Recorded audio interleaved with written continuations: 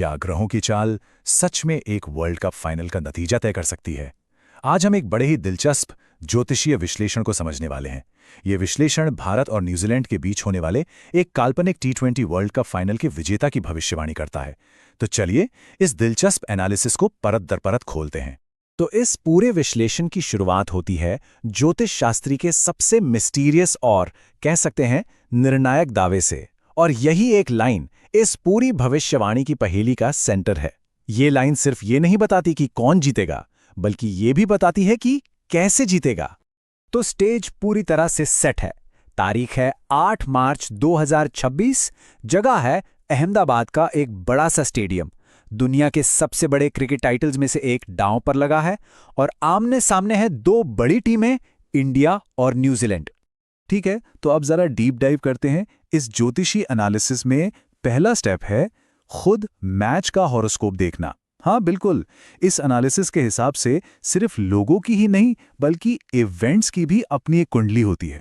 यहाँ पे जो मेन टूल इस्तेमाल हुआ है वो है प्रश्न कुंडली। इसे ऐसे समझ सकते हैं कि ये उस पल का एक एस्ट्रोलॉजिकल स्नैपशॉट है जब ये सवाल पूछा गया था कि भाई मैच कौन जीतेगा। और इसी कॉस्मिक प्लेइंग फील्ड पर यह पूरा का पूरा एनालिसिस बेस्ड है। अब आते हैं एनालिसिस के कोर पर, यानी दोनों टीमों के कैप्टन्स की पर्सनल जन्म पत्रियों का हेड टू हेड कंपैरिजन। देखिए, एस्ट्रोलॉजी के हिसाब से मैदान पर जो लीडर है उसकी किस्मत टीम की परफॉर्मेंस पर बहुत गहरा असर डाल सकती है। तो हमारे दो मेन प्लेयर्स यहां पर हैं, इंडिया के कैप्टन सूर्य कुमार यादव और न्यूजीलैंड के कैप्टन मिचेल सैंटनर। और इन्हीं दोनों की जन्म पत्रियों की स्ट्रेंथ को इस एनालिसिस में तौला गया है। तो ये एनालिसिस कुछ की प्लैनेट्स की स्ट्रेंथ पर फोकस करता है और शुरुआत होती है जुपिटर से, जिसे गुरु भी कहते हैं।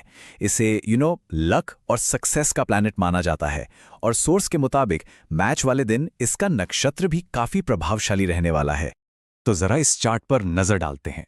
अब देखिए, यहां सबसे इंटरेस्टिंग चीज ये है कि मुकाबला कितना क्लोज है।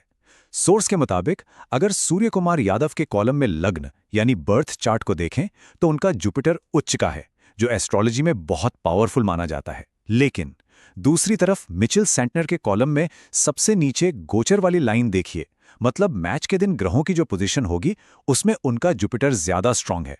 तो गुरु के मामले में मामला एकदम बराबरी का है। अब चलते हैं दूसरे बड़े प्लैनेट यानी सैटर्न या शनि की तरफ।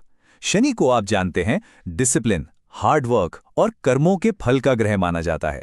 और सोर्स के हिसाब से मैच वाले दिन जो महादशा चल रही है उसकी वजह से शनि का रोल भी यहां बहुत क्रूशियल हो जाता है। और देखिए, सैटर्न के मामले में पिक्चर थोड़ी और क्लियर हो जाती है। इस एनालिसिस के मुताबिक मिचेल सैंटनर का सैटर्न ज्यादा स्ट्रांग पोजीशन में है। अगर चार्ट पर नजर डालें तो पता चलता है कि सैंटनर को लग्न और नवमांश दोनों में ही यादव से बेहतर रेटिंग मिली है। तो इस मोर्चे पर पलड़ा साफ साफ न्यूजीलैंड के कैप्टन की तरफ झुकता हुआ दिख रहा है। तो कैप्टन्स की इस एस्ट्रोलॉजिकल जंग का निचोड़ क्या है? अगर हम सिर्फ इन दो बड़े प्लैनेट्स को देखें तो सोर्स के मुताबिक मिचेल सैंटनर को हल्की सी एक एज मिलती है। लेकिन क्या यही पूरी कहानी है? नहीं, बिल्कुल नहीं। अब हम चलते हैं एनालिसिस की अगली लेयर पर। यहां हम वापस मैच डे चार्ट पर आते हैं, ये देखने के लिए कि भाई कितने प्लैनेट्स किस टीम को सपोर्ट कर रहे हैं। और यहीं से कहानी और भी ज्यादा उलझ जाती है। और ये काफी चौंकाने वाला है। जो मेन प्रश्न कुंडली है उसके हिसाब से न्यूजीलैंड को डबल प्लैनेटरी सपोर्ट मिला हुआ है। 6 प्लैनेट्स उनके फेवर में हैं और इंडिया के फेवर में सिर्फ 3। तो अगर सिर्फ इस चार्ट को देखें तो न्यूजीलैंड एक क्लियर फेवरेट टीम लगती है। और ये बात हमारे पिछले कंक्लूजन से भी मैच करती है, जहां सेंटनर को थोड़ी बढ़त थी। लेकिन रुकिए, किसी भी नतीजे पर पहुंचने से पहले एस्ट्रोलॉजर एक और डीपर चार्ट का इस्तेमाल करते हैं, जिसे कहते हैं नवमांश। इसको ऐसे समझिए कि ये एक तरह का जूम इन लेंस है जो हमें और भी बारीक जानकारी देता है। और यहीं आता है कहानी में असली ट्विस्ट। इस ज्यादा डिटेल्ड नवमांश चार्ट में पूरी बाजी ही पलट जाती है। अब इंडिया को 5 प्लैनेट्स का सपोर्ट है जबकि न्यूजीलैंड को सिर्फ 4 का। मतलब अचानक से इंडिया एक स्ट्रांग पोजीशन में आ गया है। तो अब हम एक बड़े कंफ्यूजन में है ना।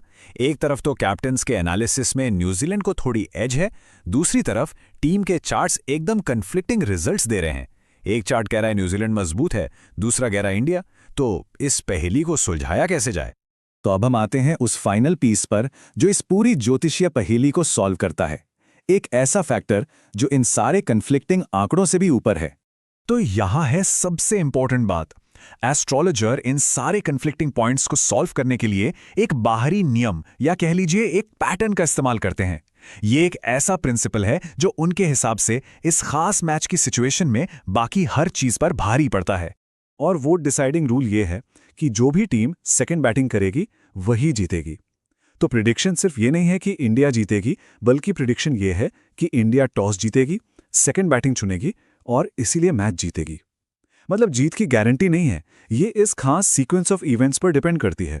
तो चलिए अब इन सारे टुकड़ों को एक साथ जोड़ते हैं और देखते हैं कि ये फाइनल फैसला आखिर निकला कैसे। तो अगर इसे समराइज करें तो ये एक कॉम्प्लेक्स पजल थी।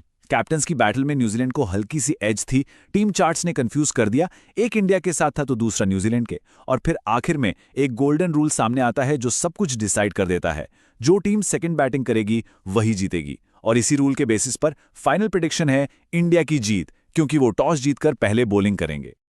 और ये चीज हमें एक आखिरी सवाल पर लाकर छोड़ देती है। ये जो एनालिसिस हमने देखा, ये एस्ट्रोलॉजिकल कैलकुलेशंस और पैटर्न्स का एक बड़ा ही दिलचस्प प्रदर्शन है। लेकिन क्या सच में सितारों और ग्रहों की चाल एक वर्ल्ड कप फाइनल जैसे ह्यूमन इवेंट की स्क्रिप्ट लिख सकती है? इसका जवाब शायद। विश्वास और इस यूनिवर्स जितना ही बड़ा है।